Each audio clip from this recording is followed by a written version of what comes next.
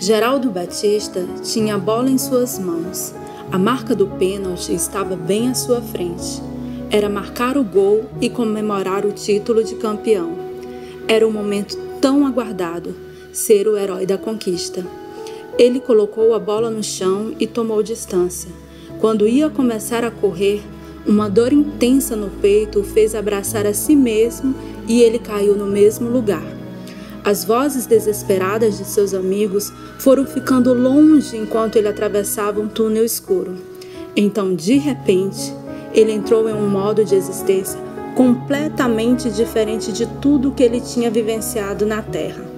Sem saber, ele estava no Hades, a habitação dos ímpios que aguardam o juízo eterno de Deus. Ali havia muitas outras almas e milhares continuavam a chegar. Seus corpos eram etéreos e esparsos, porém intactos. Guardando uma porta, havia uma figura semelhante a um homem, porém tão brilhante que Geraldo mal conseguia olhar para ela. Quantos anos terrestres se passaram desde a minha morte? Bem mais de 1000 anos, respondeu o porteiro. Só 1000 anos? Este lugar pavoroso! Parece que se passou 1 milhão de anos. Onde estou? Por que estou aqui? Cristo derrotou Satanás e seus agentes de uma vez por todas e os lançou no lago de fogo e enxofre. Agora, ele começou o julgamento final de todas as almas e Geraldo Batista está aguardando a sua vez. Uma a uma, as almas iam sendo chamadas à porta. Quando chegou a vez de Geraldo, ele atravessou a porta e o que ele viu foi de tirar o fôlego. Os seus olhos ficaram ofuscados com a beleza e majestade que literalmente eram de outro mundo. Sentado no grande trono branco está Jesus, o Rei dos Reis e Senhor dos Senhores. Ele olhou para aquele rosto e ficou desolado. A face de Jesus irradiava puro amor. Naquele momento, Geraldo percebeu que aquele rosto, aquele ser, de alguma maneira sempre havia sido uma realidade para seus anseios. As mãos do homem tinham uma cicatriz, como se tivessem sido atravessadas por um objeto pontiagudo. Com uma pontada de medo, Geraldo percebeu que estava diante do tribunal de Cristo. O pânico aumentava a partir do momento que ele refletia como tinha sido a sua vida na terra. Só que ele tinha ouvido falar que Jesus era misericordioso. Ele se firmou neste pensamento como se ele fosse uma corda pendurada em um precipício sem fim. Com uma voz bela e pura, Cristo chamou Geraldo Batista pelo nome. Geraldo foi puxado para a frente como um imã. Pela primeira vez percebeu que havia 6 grandes livros empilhados em uma mesa ao lado do trono. Jesus Cristo pegou o primeiro livro e nele estava escrito, o livro da lei. Cristo abriu o livro e o colocou sobre seu colo. Geraldo Batista, o que você tem a dizer sobre a sua vida na Terra? Apesar dos seus fortes tremores, Geraldo conseguiu falar. Bem, eu fiz o melhor que pude para seguir suas leis. Aliás, eu ainda me saí muito melhor do que a grande maioria das pessoas. Quer dizer então que você pensa que a sua salvação depende da sua capacidade de guardar a lei? Muito bem. Visto que espera ser salvo pelas suas boas obras, vamos considerar o que ela exige então.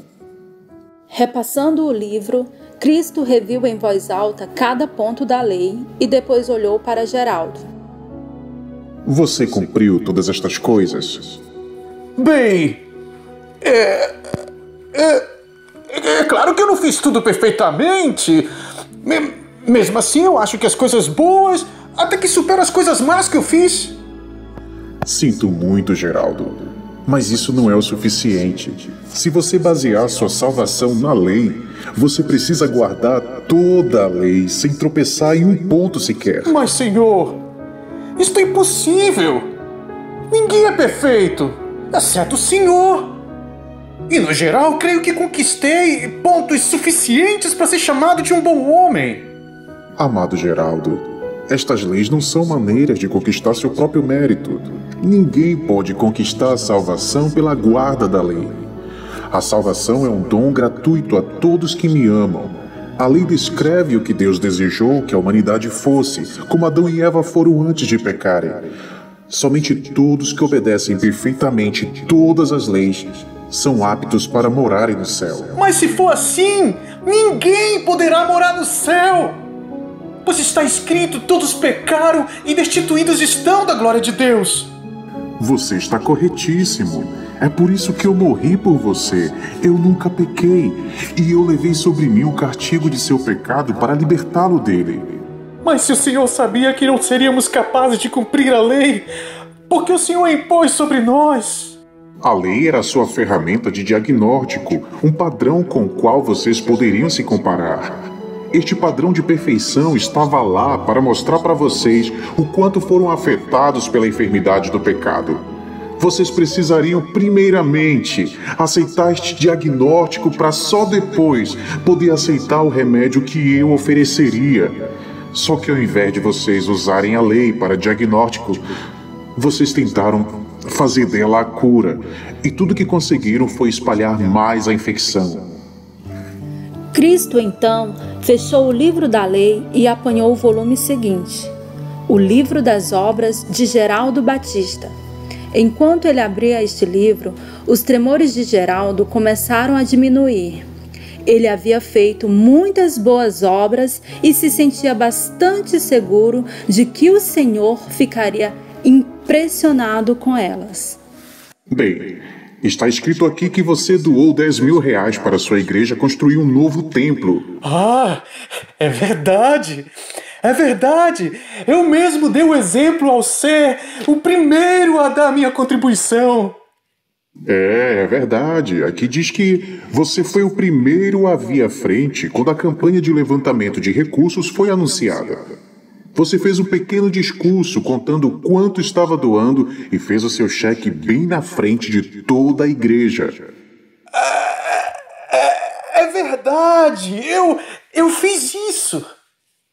Acontece que o livro também diz que a principal motivação da sua doação não foi a promoção da causa da minha igreja, mas sim atrair admiração para si mesmo. Mas não foi isso.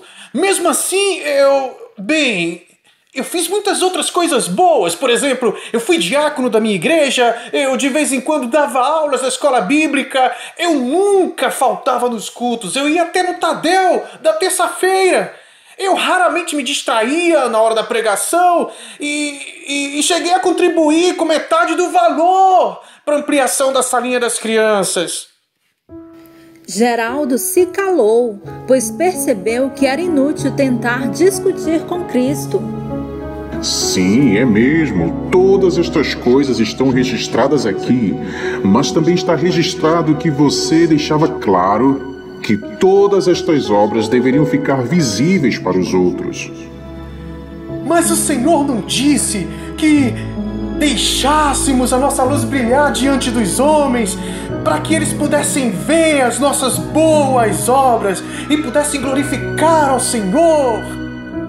Bem, de acordo com este livro aqui, você não fez nenhuma destas coisas tendo em mente a minha glória. Você chamou a glória toda para si. Você chegou a reter o valor da ampliação da salinha das crianças até que a liderança decidisse dar seu nome àquele espaço. E só depois disso você liberou o dinheiro, não foi isso que aconteceu? Subitamente, Geraldo viu-se exposto. Naquele momento, ficou sem palavras para responder a Cristo. Veja, os seus atos públicos até fizeram com que você parecesse ser dedicado e nobre, fazendo com que as pessoas o elogiassem por isso. Este era o reconhecimento que você buscava e foi exatamente isto que você obteve. E é por isso que você não precisa de reconhecimento de minha parte. Você não fez nenhum dos seus atos por amor a mim. Você simplesmente me usou como meio de ganhar respeito e admiração. Mesmo quando você professava o cristianismo, sua aceitação pública do meu nome não passava de uma encenação. Você jamais me entregou seu coração de verdade, Geraldo. Cristo fechou o livro e pegou o próximo. Desta vez, era o livro dos segredos de Geraldo Batista. Ao abrir a capa, a apreensão de Geraldo aumentou. Até então, as coisas não tinham corrido nada bem para ele. Geraldo tremia só de pensar o que aquelas páginas poderiam revelar a seu respeito. Este livro aqui fala muitas coisas a seu respeito. Vejamos algumas coisas que você fez em segredo, Geraldo. Aqui diz que muitos de seus clientes lhe pagavam em dinheiro vivo e você não declarava nenhum destes pagamentos para a Receita Federal. Você também declarou prejuízos que não teve, doações que você não fez, despesas médicas falsas. Mas os impostos eram exorbitantes, muito altos. Sem falar que o governo usava bilhões do nosso dinheiro para corrupção e causas imorais. O meu servo fiel Paulo disse para você obedecer às leis da sua terra, e eu disse a você para dar a César o que é de César. Você mesmo disse, momentos atrás, que a lei era importante para você. Só que, ao olhar para o seu comportamento, eu só vejo infrações consistentes. Toda vez que você achava que a polícia não estava por perto, você costumava andar muito acima do limite de velocidade. Ah, senhor, seja razoável. Isso aí era algo tão insignificante. Todo mundo fazia. Pode até ser insignificante, mas era a lei da sua terra, a qual você era responsável por cumprir. Todos estes pequenos atos desqualificam as suas alegações de que você era um cidadão respeitador da lei. Estas pequeninas transgressões conscientes demonstram que você não tinha nenhuma consideração pela lei. Quando ninguém estava olhando, você fazia tudo o que queria e acreditava que terminaria impune. Esta ênfase autocentrada mostra que dentro do seu coração residia o mesmo impulso que motiva os assassinos em série, isto é, fazer aquilo que você quer fazer, em vez de fazer aquilo que é certo fazer. É uma diferença não de modo, mas de proporção. Eu jamais pensei que coisas tão insignificantes me colocariam em apuros tão grandes. Bom, já que é assim, que tal olharmos mais a fundo e verificarmos se todos os seus atos secretos foram mesmo coisinhas insignificantes? Vejo aqui que nos primeiros anos do seu negócio de mecânica de automóveis, quando você mesmo atendia as chamadas de conserto, você costumava afrouxar parafusos e desconectar sensores só para ser chamada pouco tempo depois para fazer um novo conserto. Também vejo aqui que você ficava de madrugada visitando sites pornográficos na internet. E para terminar, os registros indicam que você teve um caso extraconjugal de longa duração com uma mulher de sua igreja. Nenhum desses atos foram descobertos. E como eles jamais mancharam sua reputação, você jamais se arrependeu deles. Mas nada do que eu fiz machucou ninguém. Será que não? Em que extensão a pornografia e o adultério destruíram a intimidade de seu casamento?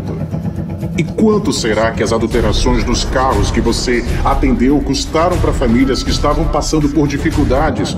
Quantas pessoas você colocou em risco com sua direção perigosa? O que você nunca entendeu, Geraldo, é que as suas obras feriram a você mesmo. Elas se concentravam em você mesmo e o afastavam de mim. Elas cauterizaram sua consciência até você perder a noção do que era certo e errado. Em todo caso, eu falarei mais sobre isso daqui a alguns instantes. Senhor, eu garanto que até as melhores pessoas têm alguns erros a esconder. O problema, Geraldo, é que você fazia as suas boas obras em público e as suas obras malignas em segredo.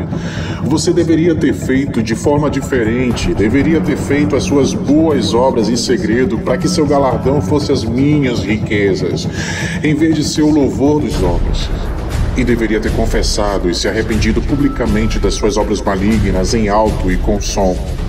Geraldo baixou os olhos envergonhado, enquanto Cristo fechava o livro dos segredos de Geraldo e pegava o próximo livro, o livro das palavras proferidas por Geraldo Batista.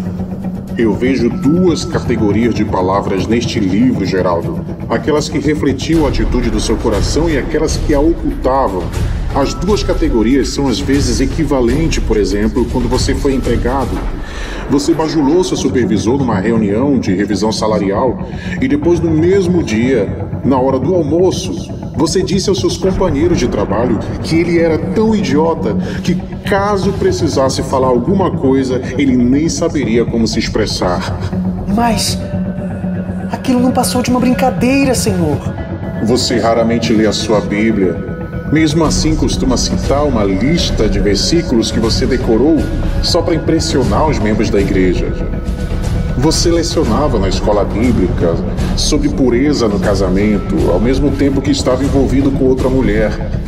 Você falava para os jovens sobre manter a pureza no falar, enquanto contava piadas com os colegas de futebol que eram dignas de ir para a vala do esgoto. Mas o Senhor sabe muito bem como são as coisas com um grupo de homens, não sabe? A gente só tava... Você xingava seus funcionários, maltratava sua esposa, criticava o tempo todo. Você perdia a paciência com seus filhos diante dos seus menores deslizes, fazia comentários para ferir aqueles de quem não gostava, mentia para cobertar suas indiscrições. Quando membros da sua igreja vinham até você, um discípulo, por exemplo, para trazer problemas ou confissões privadas, você não conseguia se conter e logo saía espalhando as suas intimidades. Suas fofocas destruíram a reputação de várias pessoas, Geraldo. Cristo balançou a cabeça e fechou o livro. Então ele apanhou o próximo, o livro da consciência de Geraldo Batista. Quando ele abriu este livro, a esperança desapareceu por completo do coração de Geraldo. Ele tinha pavor do que aquele livro poderia revelar. Enquanto Cristo abriu o livro, ele disse: Cada pessoa tem dentro de si um padrão profundo arraigado de certo e errado que às vezes vira à superfície e explorar a verdade sobre ela mesma, levando-a ao arrependimento. Esse padrão arraigado revela-se por meio de nossa consciência. As esperanças de Geraldo começaram a se reavivar. Ele não conseguia se lembrar de nenhum momento em que sua consciência tivesse lhe causado problemas desde a época da juventude. Quando o homem é jovem, a sua consciência costuma ser menos contaminada, o que o torna um claro conduto dos princípios básicos do certo e do errado.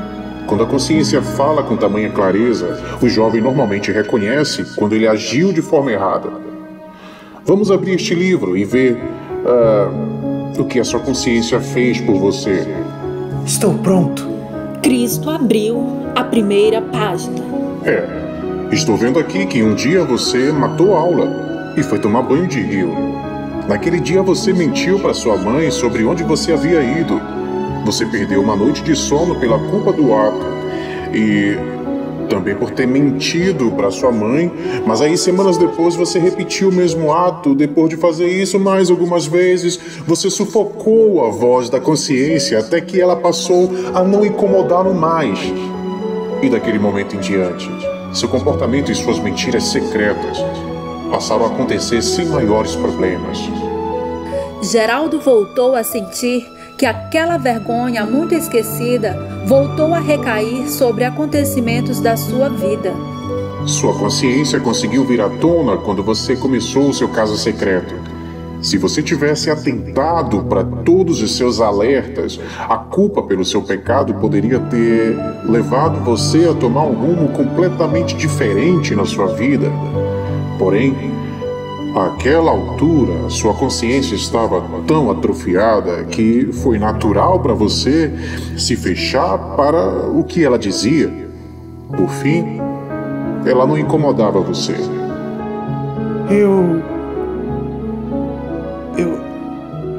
Eu gostaria desesperadamente de ter dado ouvidos a ela. Eu não sei porque eu não fiz isso. Vou dizer por que você não fez isso, Geraldo. Você substituiu a voz da sua consciência por outra voz. A voz da autojustificação.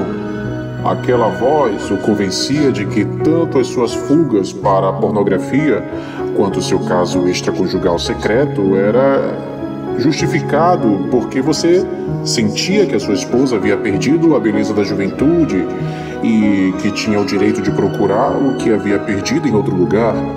Sem falar que, além de ela ter ficado mais velha, também havia ficado mais linguarudo e indiferente. A amante mais jovem era sedutora. Ela excitava os seus sentidos, mexia com seu ego. Você acreditava que tinha o direito de ser feliz e pensava que a amante faria isso por você, ao passo que a sua esposa já não provocava mais este tipo de sentimento em você. Se sua consciência tivesse permanecido ativa, você teria compreendido que a sua esposa estava tão amargurada porque era você quem a tratava com tamanho desprezo. E esta consciência poderia tê-lo levado ao arrependimento e à verdadeira conversão. Lágrimas começaram a brotar nos olhos de Geraldo, não por remorso em função do que seus atos haviam feito à sua esposa, mas em função do que eles estavam lhe provocando naquele exato momento. A supressão da sua consciência fez com que você substituísse a verdade com mentiras autojustificadoras que você contava a si mesmo. Estas mentiras se tornaram a sua verdade. Geraldo, você se convenceu de que Deus não condenaria ninguém que cresce sinceramente em alguma coisa, até que Ele, finalmente, entregou você aos seus desejos e permitiu que você fosse enganado nas suas próprias mentiras. Geraldo, agora em total desespero, agarrou-se a um último fio de esperança. Ele se lembrou da graça. Geraldo faria um apelo à graça de Deus, a qual, segundo ele for informado, era suficientemente abrangente para cobrir todos os pecados. Talvez seja por isso que este último livro ainda não aberto seja tão enorme, pensou ele. Talvez seja um livro de graça. Estou vendo que o senhor tem mais um livro a ser aberto. Será que existe alguma chance para que ele possa, de alguma forma, anular tudo que está escrito nos outros livros? Jesus então pegou o último livro, o volume mais pesado. Este é o livro da vida. O nome de todas as pessoas nascidas já foi uma vez anotado neste livro. Tragicamente, entretanto, muitos dos nomes não constam mais nele. Eles foram apagados daqui. Por favor, abra esse livro e verifique se por acaso o meu nome não estaria aí dentro. Cristo folheou lentamente as páginas do livro, olhando em detalhe, uma por uma. Por fim, ele fechou o livro e olhou para Geraldo com tristeza.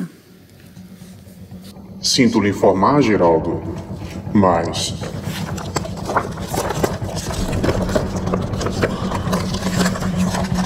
o seu nome não está aqui.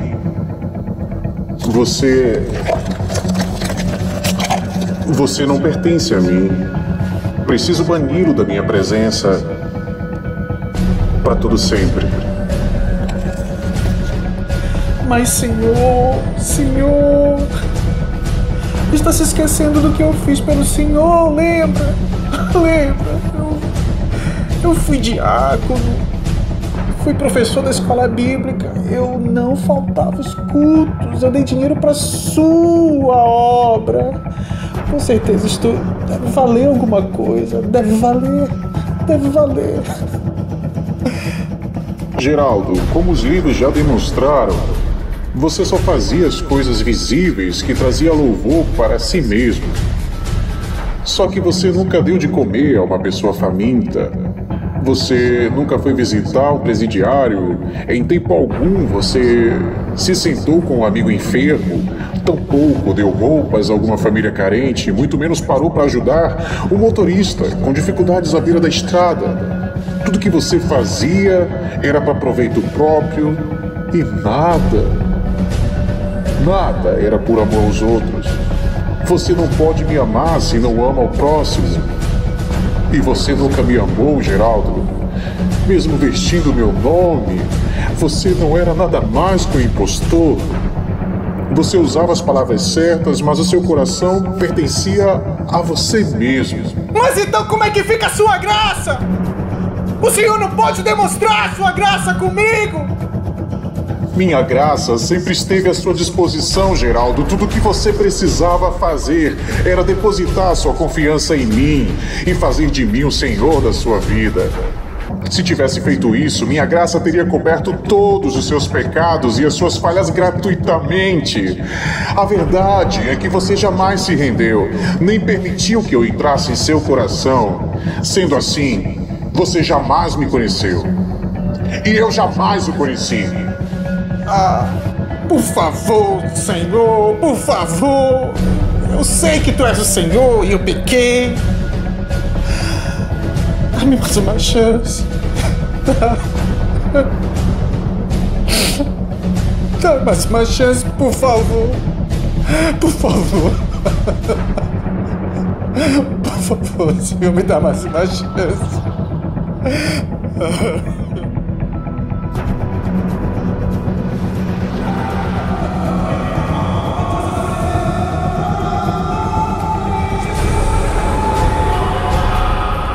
Um dos seres reluzentes se aproximou e retirou Geraldo do recinto.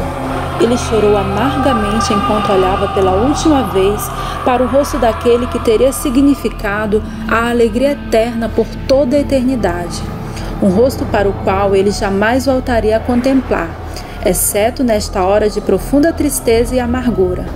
O anjo o levou para outra porta. Esta era escura e sinistra, num canto longínquo daquele imenso salão. Lá, ele foi precipitado nas trevas. A porta foi batida atrás dele, ecoando no vazio da escuridão. Geraldo não conseguia ver nada, nem sol, nem lua, nem estrelas, nem um único raio de luz. Ele tateava com a mão e tentava encontrar apoio para os seus pés.